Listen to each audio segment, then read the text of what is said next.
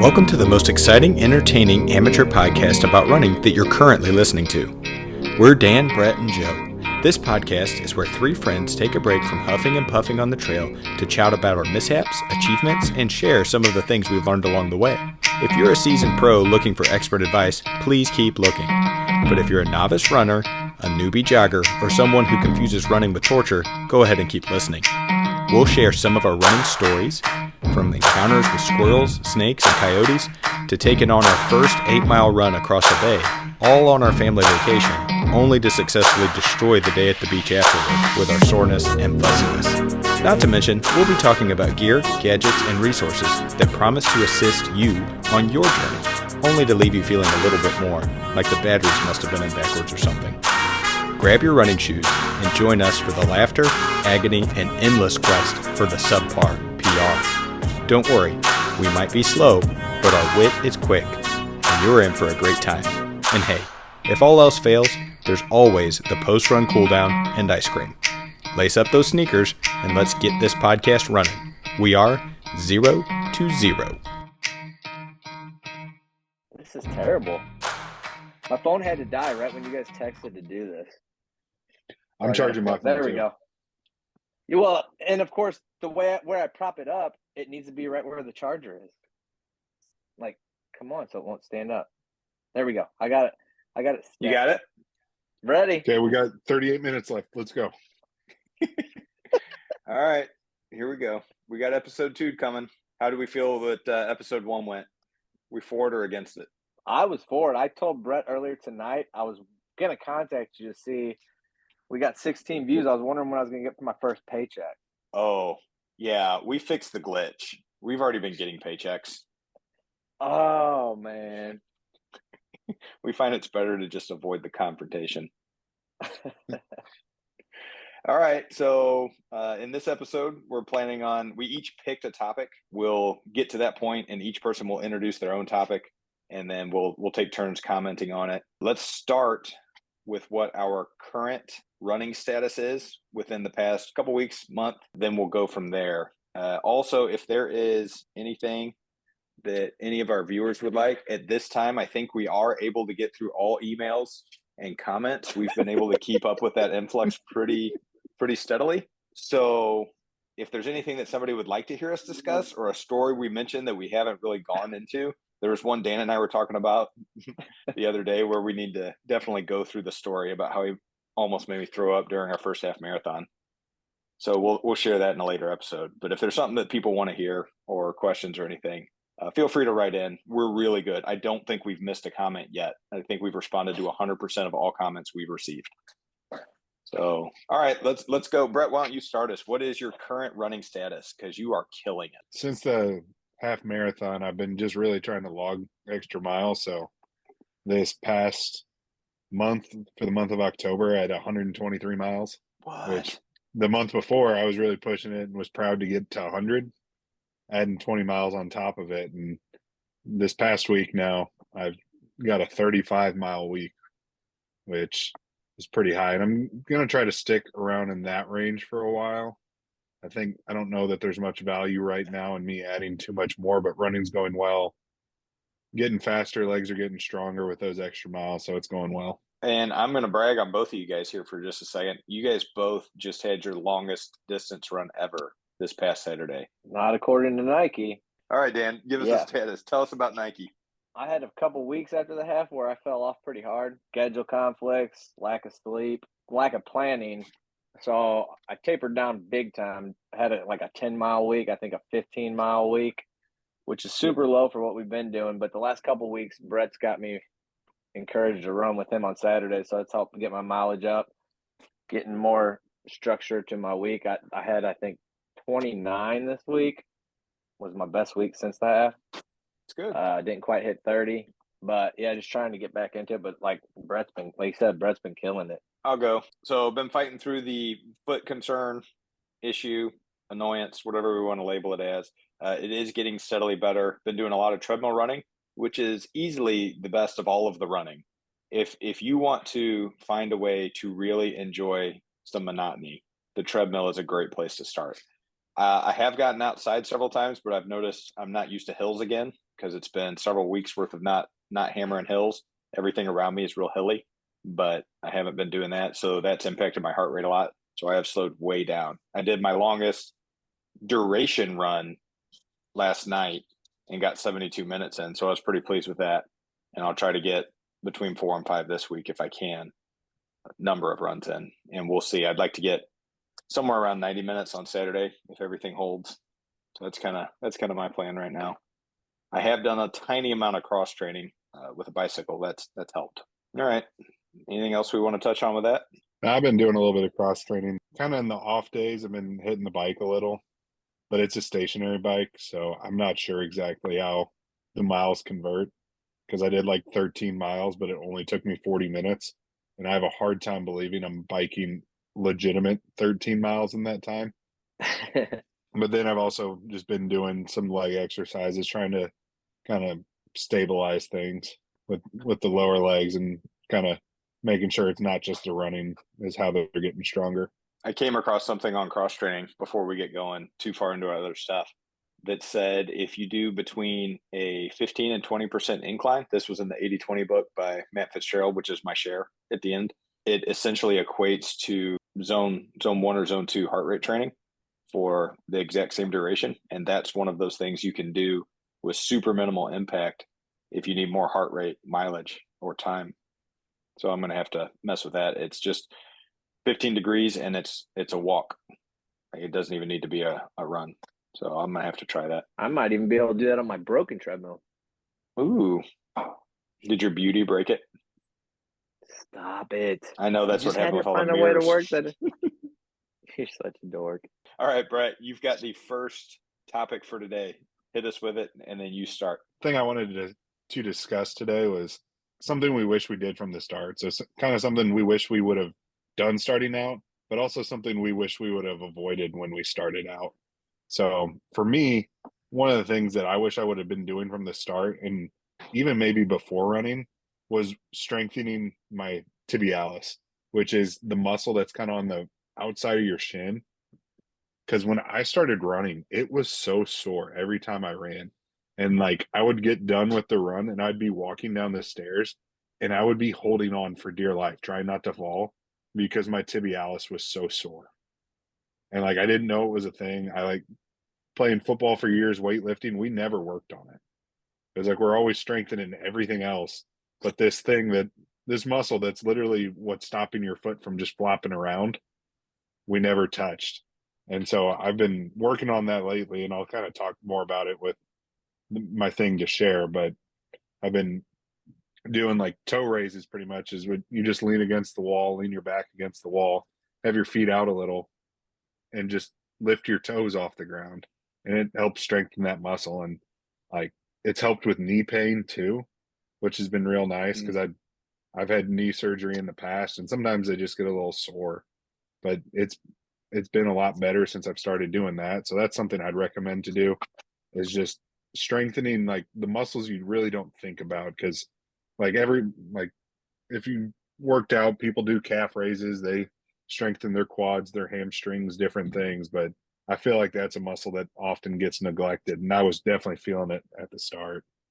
And then my recommendation for something not to do at the start is run too hard. Early in the plans, I ran every single run the exact same, and everything was a wild card, and it was just hard to get any better.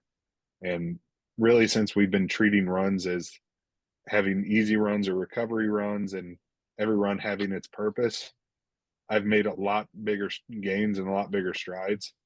And then kind of along with that is when you get to those longer runs is like, don't go out too hard. So me and Dan were talking about this when we were running we ran about 13, just a little bit over a half marathon. And it's like, we could have run those early miles faster, but it would have been at the price of the later miles. It kind of said we can run 30 seconds faster now, but the 30 seconds now will be 2 minutes later. Meaning, yeah, we'll cut off 30 seconds now, but then those later miles that we're wanting to run at 10:30 pace or 10:45 pace, we won't have it in the tank anymore, and those will turn into 11:30, 12:30, where we're starting to push, and it's costing us more than it's benefiting us. So just it's okay to run slow on days, and it's okay to start out slow on runs. Was kind of my recommendation there. That's good. It's good stuff. I like how you said that you pay for it at the expense of the later miles. Very, very transactional. That's super true, though. Yeah, I told him that quote yesterday when he came up with that. That was awesome. 30 seconds now will cost you 2 minutes later. Yeah, it's so good. true. Dan, what's yours? What's the thing that you would recommend? I wish I would have been better at stretching before and after runs and throughout the week. Because, I mean, as you know, that we talked about a little bit before, the knee issue that popped up for me. I think you kind of had one also. You know, when that happened, I thought, oh, no, I'm messing my knee up. I'm not going to make it to the half marathon. But then I found out later on after, research that I had a tight quad and a tight hamstring that was kind of pulling on my knee, causing that pain. And it was because I wasn't stretching like I should before or after the runs. So I wish I would have done that better. I'm still trying to get better at that. All right, buddy. What about your other part? Something that you would recommend somebody not to do? Well, that's what I was going to say for not doing was the stretching. You threw me off with the way you worded this question. What I wish I would have done from the beginning was practicing zone 2. Oh, I got That's you. what Okay. I wish. That was what I would have done from the beginning. What I would recommend somebody not like to do now would be the stretching. Yeah, from the beginning, I wish I would have known more about the zone 2 and not going out so hard. Because as we talked about before, what I did at the beginning was just go out as hard as I could and as fast as I could, and I paid for it in the later end of the runs, where you're just barely trying to get through. And I'm sorry. All I heard was I recommend people not to stretch, and I've been crushing that. No, not recommended. I was thrown off by the way Joe worded the question because I thought it sounded like he said the second part of the question, and so I thought that's what I'm like. Oh, I'm just answering the second part of the question, not the first part. Sorry, buddy. I'll do better. Oh no, you're good. Hey, it's only the second episode. Learning curve. It just threw me. I thought I was just touching on the second portion of his question. So yeah, recap. What I would do from the beginning is zone 2 training, running's easier. And what I would recommend is more stretching. Love it. Loosening up. Both you guys touched on it. Man, I was so bad early at pacing. So bad. Like, I was like, okay, so I'm going to run easy. I couldn't tell a difference between 5K, 10K, recovery, or easy. Like, they were all the exact same thing to me. And I was like, okay, so I need to go a little faster here. So I'll sprint full speed until I die. And then I will barely move so that it looks like I need medical attention. Like, those were the 2 speeds I had. Yeah, same. I when he said run a 4 or a 5 or a 6 or run an 8 effort level, I'm like, I don't know the difference. It's all the same to me.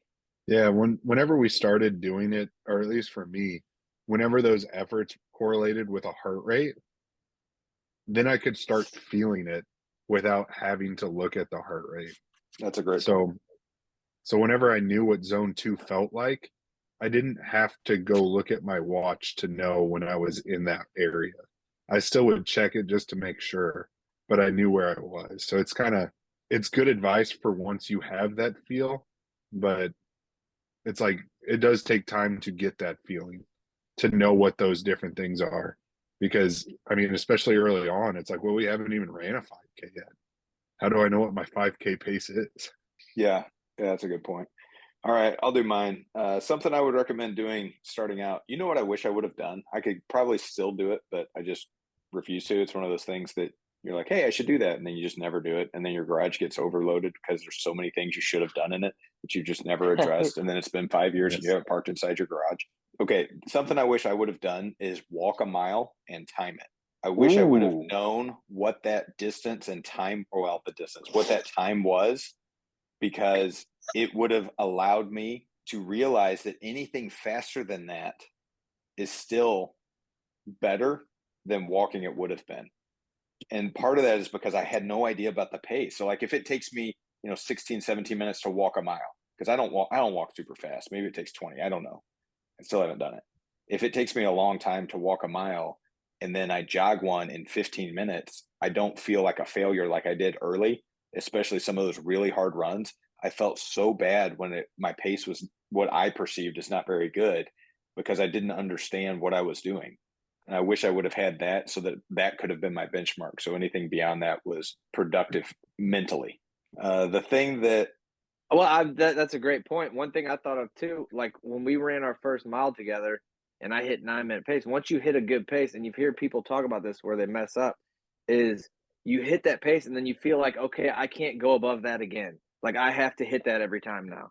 That feeling of, okay, I ran 9-minute mile yesterday. I can't go back to a 10-minute mile. I can't go back to 11-minute mile. And kind of going back to like our training where we felt like we were pushing too hard. That was a mistake I think I made. And like you said, I think that's a great point that I would have never thought of either. Walk a mile and then anything better than that, you know, you're not feeling like you failed at it. That's a great Yeah, point. absolutely. The one that I would say I would recommend somebody not do is don't run too far too early. It's okay. Like that 5-minute run, initially, it did feel like quite a bit, but like it's okay to go out and run a minute. It's okay to go out and run 2 minutes or 30 seconds. It doesn't matter. Coach Bennett made a great point in one of his early foundational runs. I don't remember which one it was, where he made a comment that's like the whole point of a first run is to get to a second run. Like, don't leave that first one hating it so much that you're like, I'm never going to do this again. Just leave yourself wanting some. Like, leave feeling unsatisfied with the amount so that you want to come back and do another one. And I wish that I would have done that a little bit better early. Yeah. All right, Danny. Good. Your turn, buddy. What's your topic?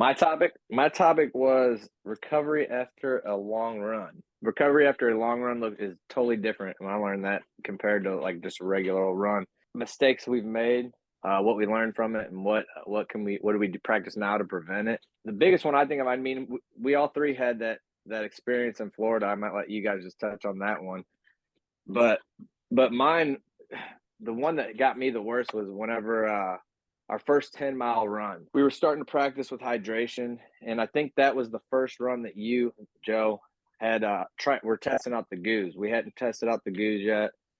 So it was just electrolytes and water is what I drank. And I knew my hydration was on point because I weighed myself in the morning before I left. I weighed myself when I got home, and I was like dead on. But the mistake I made was usually I eat right after I refuel it with something. And Parker playing baseball, he had practice like 10 minutes later. And I was like, I'll just eat after practice. It's only an hour and a half. And then, the migraine started coming on, and I'm like, oh man, I need to get home, get something to eat. And I just remember sitting at Quick Trip with Parker going, oh man, I'm not feeling so good. I started getting lightheaded and, get home, can't eat. I'm throwing up over the toilet. And I told Brett, like what he touched on last week when he said after the first mile he ran, or the first time he ran, he was like, running's just not for me.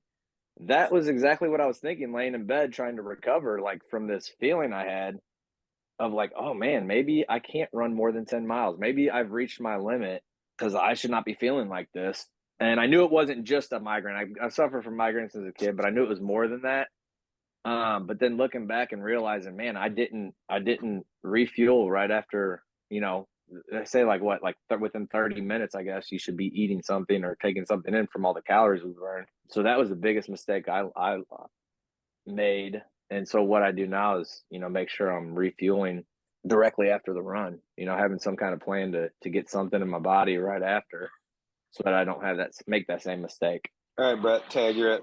We all have those similar habits after runs where it's like, I've just run it. Like, I'm not moving anymore. I'm going to stay here. Like, I'm going to take as few steps as possible. It took me 20,000 steps to run these 10 miles. I'm going to take 20 steps for the rest of the day. And that's one of the things, like, it's where, like, if you just keep moving and get it down to a light jog where we're trotting, where it's hard to tell if we're walking or trying to move in slow motion or what we're doing, but it's still working out the fluids that are in there. I mean, you've just put a hard effort in for like 2 hours on a lot of these. Another 10 minutes of working stuff out is well worth it when you're going to be living with it the rest of the day. So that's one of the things I've been bad at. And it's definitely kind of just keep moving just a little. We've run 13 miles. Another quarter mile will not kill you at this point.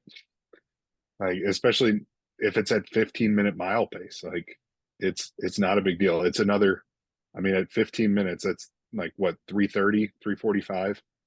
Like it's not that long, 3 minutes and somewhere around there. So it's just take that little bit of extra time to make your day a little bit easier after that. Because how many times do I get in the car after and then I try to get out, and it is like, if somebody could record it every time, people would laugh at it every time.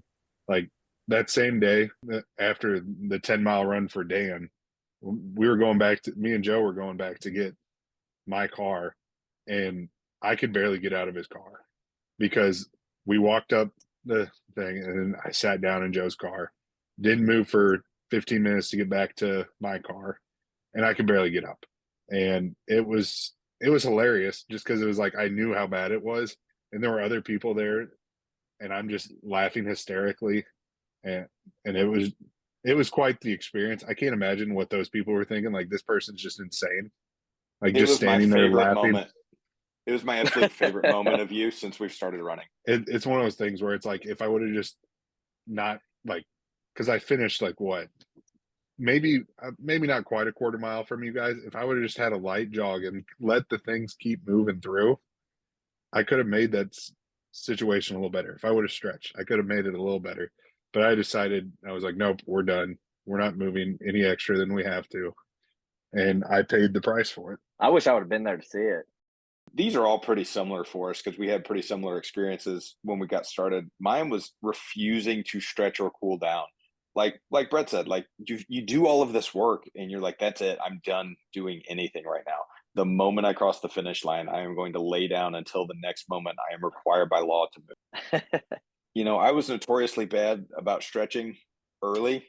I'm still bad about it, but it's less notorious, I think. The cooling down I've gotten a little better at. And the way that I've kind of modified this is I do just a little bit of walking. Literally, that's it. Just some walking. And that alone makes such an impact. Just 3 minutes of walking to keep your muscles moving so that there's not an abrupt stop. I've noticed a huge drop in soreness post runs. The high impact stuff, like the speed work, doesn't bother me nearly as much. It's not nearly as hard on my muscles. And I don't know if that's just more what I'm used to historically or what, but that doesn't bother me nearly like the long runs do. The long runs have affected me a lot, and it's mostly tightness. It's mostly just that exhaustive tightness. Learning from those obviously is to do some stretching, and the stretching doesn't need to be necessarily right away, but I think we all got better at stretching later that day and body maintenance over the course of that day, the day after, etc. Even a little bit is better than nothing. And so now, as I said, I just try to walk a little bit, and then later in the day I try to make sure I move around in some way. There were a couple of days that were kind of like Dan's experience where I didn't get sick from it, but I just had a really busy day after the fact. And I noticed that those days my recovery was better because I was moving around and active. It's like the days that I would sit around and pout, it got so much worse. The pouting was super fun though. Oh yeah, I think like you said, walking around, that helps a lot. That's what I told Brett yesterday when we finished our run. I'm like, man, I need to walk around for a couple minutes before we get back in the car. I think that helps a lot. I was telling Brett yesterday, like the first time that I experienced with the legs, like when we came to an abrupt stop, was on that Lost Valley Road run when we stopped right before the car, and I just felt the blood just rushing up my legs, and I was like, whoa, what was that? Like that was the first time. It was like, since then I've tried, you know, like you said, walking around a little bit before just stopping completely. Yeah, that was a wild feeling. I think one of the challenges you face, Dan, that's unique is that you start out so hot. I'm amazed that you don't overheat more frequently. Like your core temperature is already Is this a joke? at a very hot level. Oh, bro. Running with him, it's like I just feel the heat radiating, and then on top of it, you have all the people flocking to him that are bringing their heat to it too. Usually when it's me, it's the opposite effect. They're all repelling. I'm getting more space. When I run with Dan, they're not sure what to do, but they still, like, his beauty overrides their fear of me. So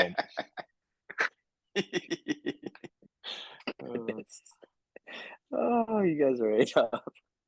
Okay. hey, I don't think all I know is women never smiled at me before. So before I ran with you, that's all I know. I'll say this, Dan, when I run alone, people cross the street when they see me coming. when I'm running with you, they get closer and they like wave or smile or say, "Hey, how you doing? Good luck out there." I never get those alone. Good luck out there. All right, so for my topic, I picked worst run yet. So I had an easy favorite, and then I narrowed it down to 3. Wait, I narrowed it up to 3. The more I thought about it, another one came into mind pretty quickly, and then I thought, oh man, there was one that was almost the end of me, where I felt like Dan was going to have to carry me. Which one was that? I'll tell you here in a second. So I'm gonna tell you which run I picked as the worst one, and maybe I'll do a little mini countdown, and then I'll do why it was so terrible and what would be different now that we've amassed some knowledge and experience. I had the 3 that I had was the one that we did in Alton on the River Road. There's this road that follows a river here that's absolutely beautiful, and it's a famous road. It's in Alton, Illinois, in between Alton and Grafton, and it's really, really pretty. But I had the worst knee pain I've ever had during any run. At the halfway point, we had to run. It was an 8-mile run, wasn't it? No, it was the 9 mile. It was like 9. It was the Okay. 15K. Or 20K, yeah, whatever. 20K. Okay, so it was around halfway that I knew that it was just after 4 miles that my knees just exploded. They started feeling horrible. So I was thinking about that one, but then I was remembering you and I went on a super late run one night after Bible class on a Wednesday, and we went. It was that 8-mile tempo run that was all broken up into different intervals. So the tempo part wasn't actually that long. The total was 8 miles, but it was a tempo run. But we were super unprepared for it. It was pitch black outside. Last minute. It was last minute. It was later than we were accustomed to running.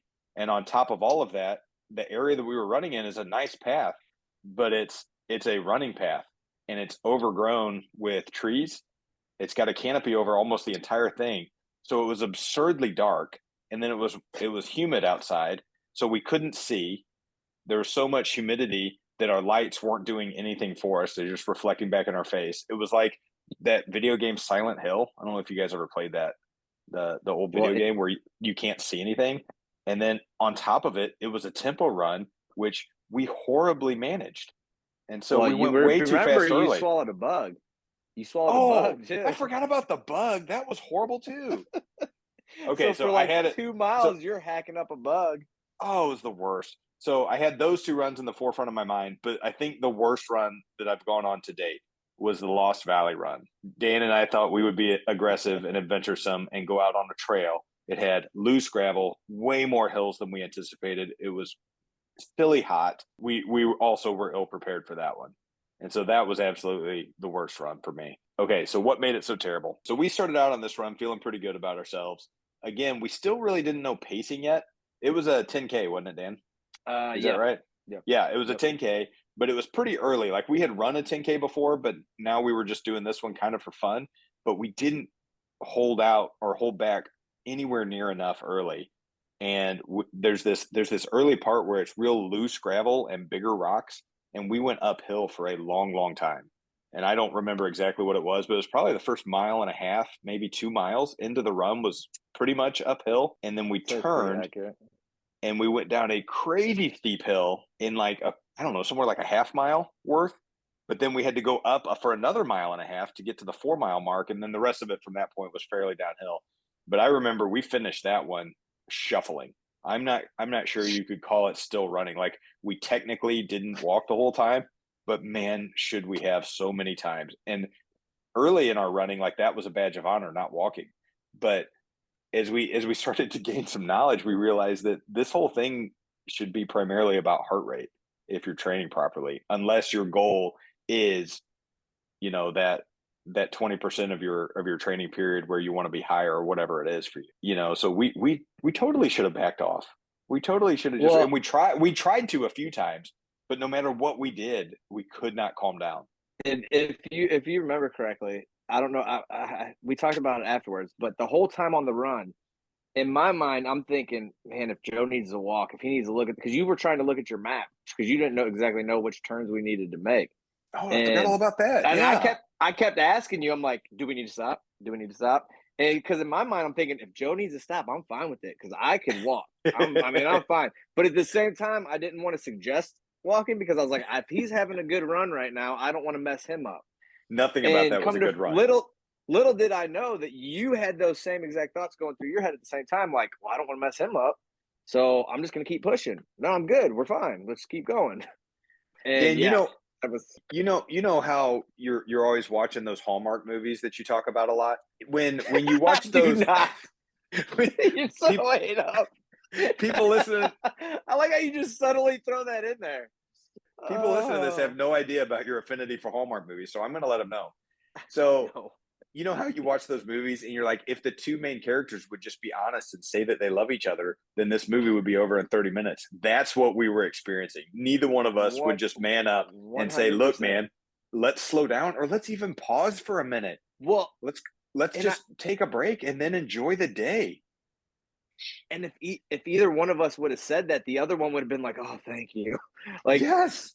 if you would have said, "Hey, let's just take a minute or 2 minutes and walk," I would have been like, "Cool," because I needed it. I've been fighting not, but I was not wanting to because I was like, I don't want to slow him down. I don't want to mess him up. Oh But yeah, yeah, we were both doing that to each other because the whole time yeah. I'm thinking, man, Dan's out here, he's not struggling anywhere near like I'm struggling, and so I Oh, don't I want to be was. the reason, because I've experienced that several times with you because you handle these long runs a lot better than I do often. Is I feel like I'm in your way, or I feel like I'm slowing you down, Oh and you've said over and over that's not the case, but that's the way that it feels mentally, and so no. I'm like, Oh well, I yeah. don't want to be the Oh reason yeah. I ruin this guy's hard work. But man, what a Yeah. foolish, naive way to think. By the way, I got a picture of that hill, that first hill we went down. I forgot to send it to you yesterday because we passed it on our 13.2 miles yesterday, and it was not a sight that you will ever forget because as we were passing it, I stopped and I said, Brett, there it is right there. There's that drop off. Oh man, it was horrible. Yeah, because the rocks were like we went from like loose ground, like you said, to like just big rocks. It was like a dried up creek Oh, bed that just had all different like cracks and stuff. You had to worry. I'm thinking, man, I'm gonna roll Yeah. my ankle here. there were Just parts where we looking had to at it, run single file. Yeah. I was looking at it. I was like, if I base jumped that, I'd PR in the mile. Oh, it's an ugly, ugly path, man. And we had no idea. We were like, hey, let's go enjoy something pretty. And it was pretty, but man, the running was ugly. We still got to go back and do it though to see how much better we can Yes. do, Yeah, we need to do it. So and I would and and say let Brett experience it. We got to let Brett experience it. I think what we would do differently now is obvious. I think we would slow down Mhm. at the start.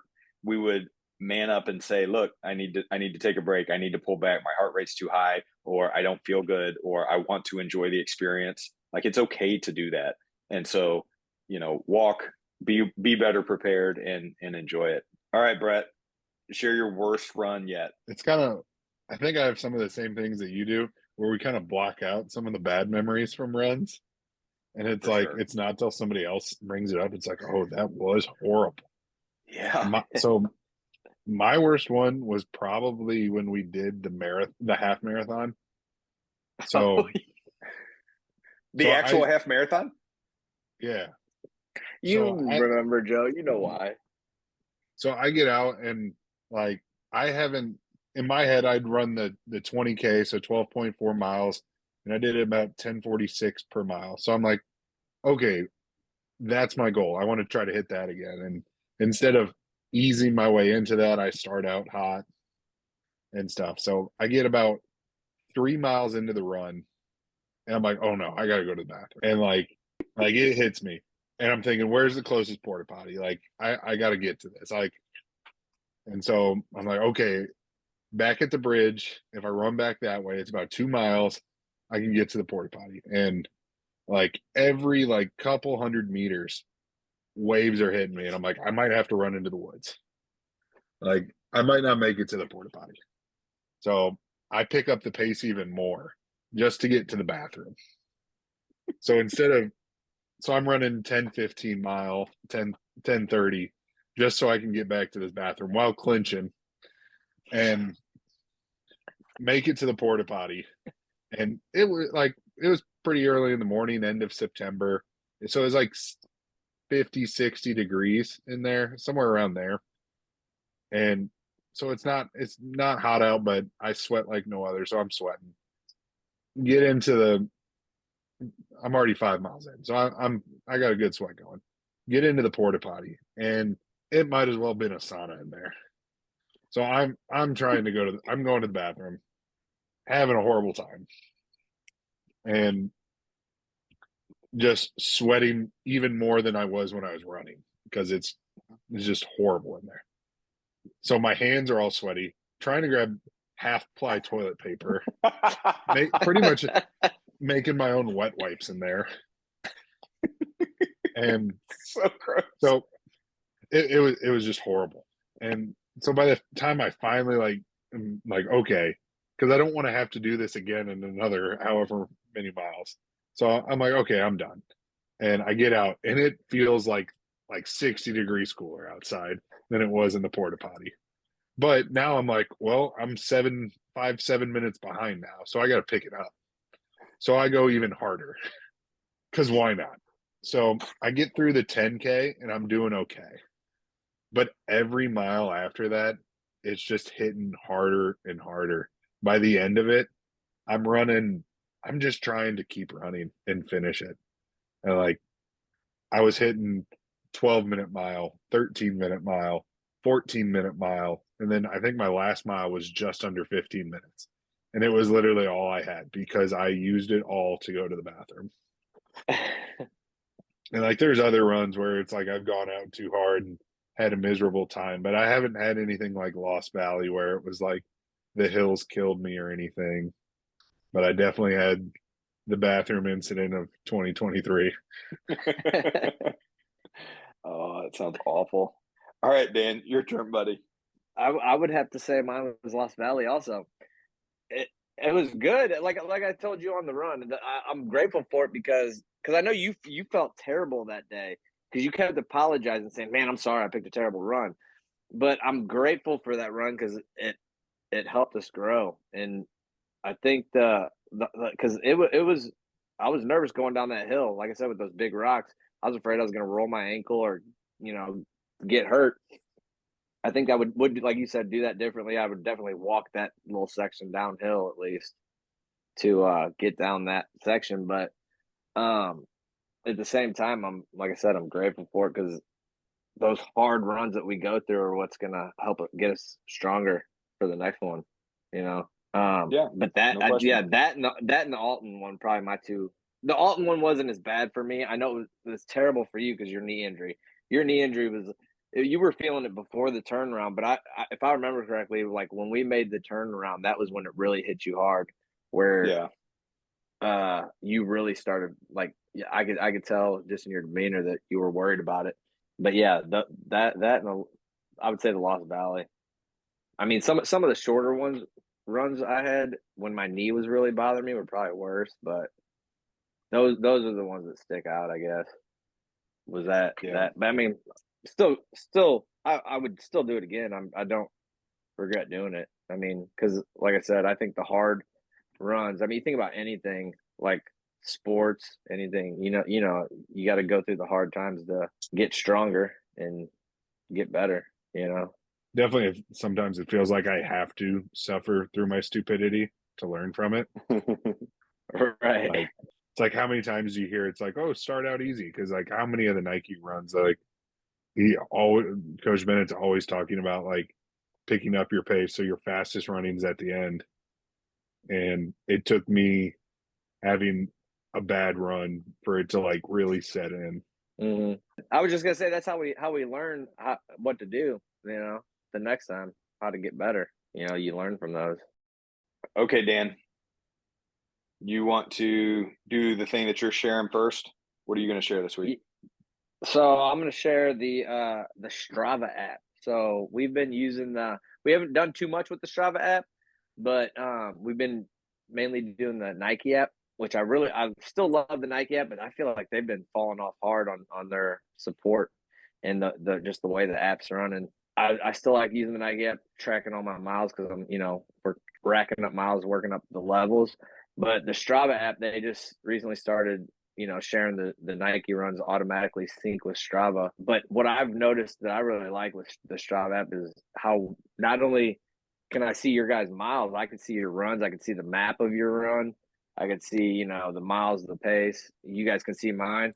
The thing that I really enjoyed was yesterday when Nike messed up and deleted my run, that 13.23 mile run. Was the fact that Brett could go into his and tag me in it, and then it literally popped up that I ran it. I had to go in there and accept it. It gave me like an alert, like, "Hey, Brett Shoes tagging you in a run. Do you want to accept it or decline it?" So I had to go in there and accept it. But once I accepted it, it was there. Showing that I ran it. So I think that's pretty neat. That's what I wanted to share this week. Love it. All right, Brett, your turn. The thing I wanted to share was YouTube channel. He's also on, I guess, other social media platforms, but knees over toes guy. He's got these different exercises to do, and kind of what I talked about, something I wish I would have done at the start of running was the tibialis raises. And he's got different exercises that are supposed to strengthen your knee. And I've been doing those lately, and my knee was bothering me. I've been doing these exercises, and it's really helped with my knee pain. I feel like my lower legs and just my whole legs in general are stronger from it. So it's something I would recommend to check out. And with running, where we've talked about, where even just a 1 minute run is still getting there. Mm-hmm. All the exercises he does, you don't have to be you don't have to be strong. You don't have to be anything. Like, some of it's just walking backwards. And maybe if you can't even walk backwards, get somewhere that's a pool and walk backwards in the pool where it's less pressure on the joints, and like it works up to where it's like you're actually doing some heavy lifting or whatever. It's all scalable. And so it's all stuff that we can work on. And if you kind of look at the guy's story, it's like the stuff he's able to do when he had all his knee problems, and he's got stronger knees now than before he had all his knee surgeries and stuff, and like he was healthy. It's kind of a good testament to what it is, and it's just been helpful for me, especially with logging the extra miles. So Joe, if you want to go ahead and share your thing. Yeah, so I'm old, so I'm going to share another book. I just finished my second book on running, which is 80-20 Running by Matt Fitzgerald. And it's really good about talking about the philosophy behind it, the studies that have been done, and kind of the history, where it's come from. He even mentions, he ties in Kenya and their expertise with low heart rate training and zone 1, zone 2 stuff. He has a ton of plans in it. It's a very approachable book. It's a quick read. He's got plans for 5K, 10K, half marathon, full marathon at various levels of expertise and ability. And it's something that is super easy to adapt your own specific needs, and you can totally customize the stuff that's in it. I would recommend that anybody pick that one up and read it. All right, boys, we did it. Episode 2. It's in the books. In the book. It's like one of those things. I pushed off some of the memories from the half marathon the first time just because I was happy I finished it. When it was like, "What's your worst run?" I was like, most of the ones that were horrible, I was so happy I just finished it. That like it made the bad of it like